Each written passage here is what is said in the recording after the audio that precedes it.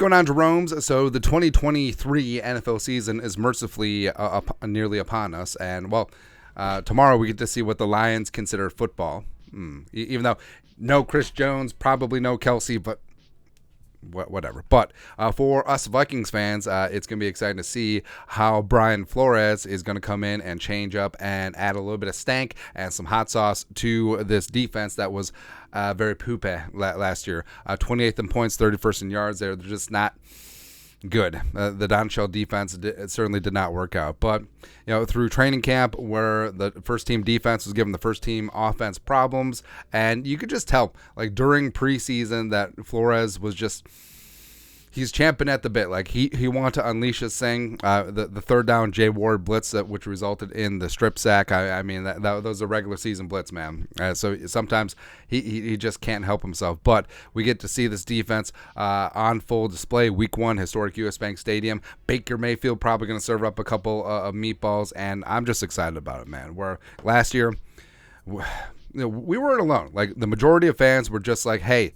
even though the Vikings weren't getting pressure with 4, despite some great efforts from Za'Darius the first half of the season, Danielle Hunter all season, but the Vikings were in the bottom third of the league in blitzing and pressures and sacks, and just sitting back and letting quarterbacks pick you apart as the corners were not pressing, and there's 7-8 yards off the receiver. It was just not good. And that's certainly going to change under Brian Flores, where the final 2 years when he was in charge of the Miami Dolphins defense, when he was head coach, they brought it. They brought him in, both in pressures, both in blitzes, and in sacks as well. So I really can't wait. But here's 8 things to expect from Brian Flores' defense in its debut week 1 against the Buccaneers. Number 1, pressure. Under pressure. Din, din, din, din, din. That's right. And not just blitzing, where there's going to be plenty of blitzing. I think the Vikings may lead the league in blitz percentage this year. I think it'll be around 45%, which I'm certainly okay with. But stunts, games up front, I think that the Vikings will find ways to manufacture pressure this year, and I think that you're going to see a lot of creativity up front. You're going to see Danielle Hunter put in the best possible spots. Same thing with Marcus Davenport.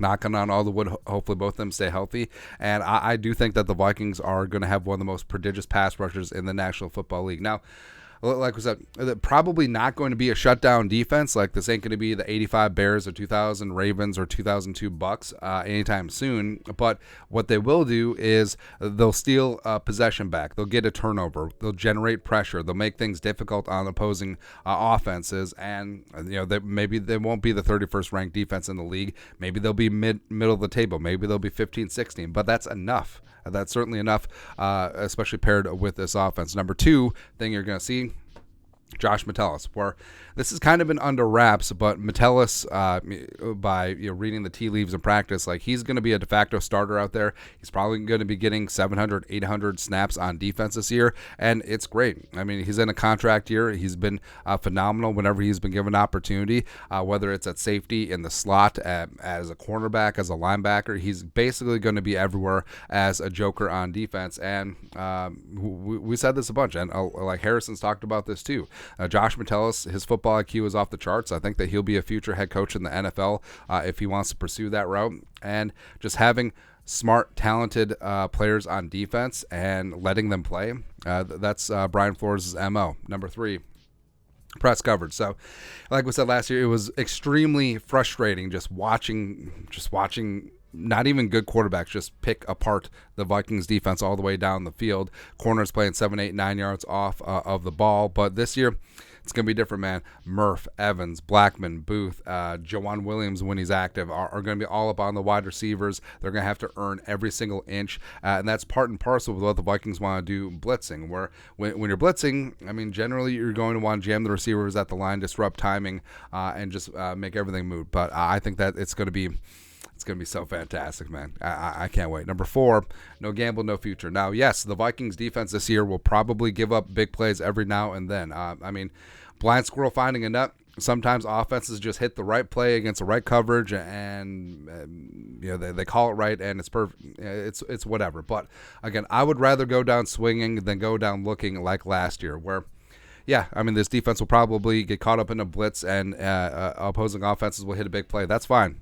I mean, that's fine. Where it's almost like a boxing thing where you'll eat a couple punches for the opportunity to land a haymaker of your own. That's exactly what this defense is going to do. There's going to be zero blitzing, and by zero blitzing, I mean zero safeties on the back end, press man all across the board, and then you're bringing heat. You're bringing 6, 7, 8 blitzers. It's going to be great. Also, I think you're going to see a lot of Ivan Pace Jr., where he's listed as 4th on the depth chart. I think that he's going to be mixing in quite a bit, both at off ball as well as a pass rusher. Next up, number 5. Turnovers. Week 1, Baker Mayfield. So you're going to fluster him a little bit. Especially losing their great veteran center. They're going to have some flux along the offensive line, and you're going to be at home, and the place is going to be loud and proud. It all adds up to Baker serving up a couple of meatballs. So through 5 seasons in the NFL, he has 64 interceptions, including he had 21 interceptions in his 3rd year, which is kind of insane. And 2.8% of his throws are picked off, are caught by the other team, which is just beautiful, man. So I just need this defense to generate one big play a game. I mean, that's it. I mean, they can give up points. They can do whatever. They can give up 17, 20 points a game, sure. But just give us one big play a game where you steal back a possession for this offense. And that's all you need. And with Baker, maybe you'll steal back 3 or 4. I don't know. Next up, number 6, Vintage Harrison. So what frustrated me last year is that Harrison played a lot more coverage. Now, he did great because Harrison still is extremely talented. He should be a future Hall of Famer, tied a career high with 5 interceptions, but he only blitzed 14 times last season, where he averaged around 40 blitzes a game. Not a game, that would be a record. 40 blitzes a season during 8 years under Zimmer. So I think that Brian Flores has talked about this too. Like Harrison at the line of scrimmage, not even just blitzing, but also him setting the edge against a run. His presence in terms of bluffing and disguises is extremely invaluable because not only is him blitzing a problem, but the threat of him blitzing makes offensive coordinators stay up late at night. Same thing with quarterbacks. So I think that Harrison Smith is going to have a renaissance season. I think that he'll probably set a career high in pressures and sacks, and he'll just be beautiful out there. Next up, number 7, Exotic Erotic. So, I mean, going back to the Purple People Eaters, that 4-man front, and throughout, Tony Dungy, Leslie Frazier, as well as Mike Zimmer. I mean, the Vikings had generally played that 4-3. I mean, that 3-4 last year was quite a departure from what the Vikings have historically done along the defense. But I think that there's going to be a lot of very different looks up front. Whether it's they're going to run a lot of 3-man fronts, they're going to run 3-4, they're going to run a 3-3-5 nickel, they're going to run 3-2-6 dime, they're going to run some 4-man fronts as well. They're going to have 2 down linemen. They're going to have 4 stand-up edge rushers. They're just going to get after a lot of things. There's going to be bluffs. There's going to be disguises. There's going to be stunts. There's going to be, hey, this looks like man, turns into zone. Hey, this looks like zone, turns into man. There's going to be heat and pressure coming from very interesting places, and I can't wait, man. Oh, heat and pressure coming from very interesting places. Like you go on a long hike and you wear the wrong underwear. Yeah, that certainly happens. But I can't wait. As much as I love the offense and JJ and Cousins and the numbers that they're going to put up, this defense is going to be something special, man. And lastly, number 8, swagger, where you could see it in some of the eyes of the defensive players last year where they were defeated. Like it was just like, hey, how many points are we going to allow this game? Oh, 431 yards and 31 points to Daniel frickin' Jones in the wild card game. We're going to do that. Even though Donatel said all week, you're going to like the way we play defense. I guarantee it. He went all Men's Warehouse on the bit? No. But you saw in training camp, this defense, yes, is purged of veterans, but sometimes that's good. And sometimes these young players coming in, they're fast, they're hungry, and they don't know what they don't know. And they're just going to come in, and they're in a scheme where it looks complicated to the offense, but it's simple for the defense. And they have one job, and they're going to do it to the best of their abilities.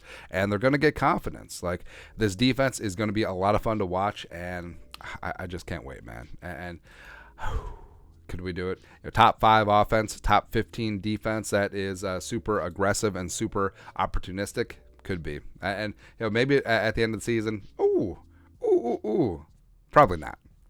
But Brian Flores deserves to be a head coach in this league. I hope he gets another shot at it very soon. But also selfishly, like if he's here with the Vikings for 2 years at least, We'll take it. We'll take it, man. But that's it. That's 8 things to watch for the Brian Flores defense, Week 1, historic U.S. Bank Stadium. The debut, bringing some heat. Let us know your thoughts on our thoughts in the comment section below. Subscribe for daily Vikings takes. Want to support the work? Put a little something in the Venmo, as well as check out the store, purpleftw.net. But until next time, Skol, production value.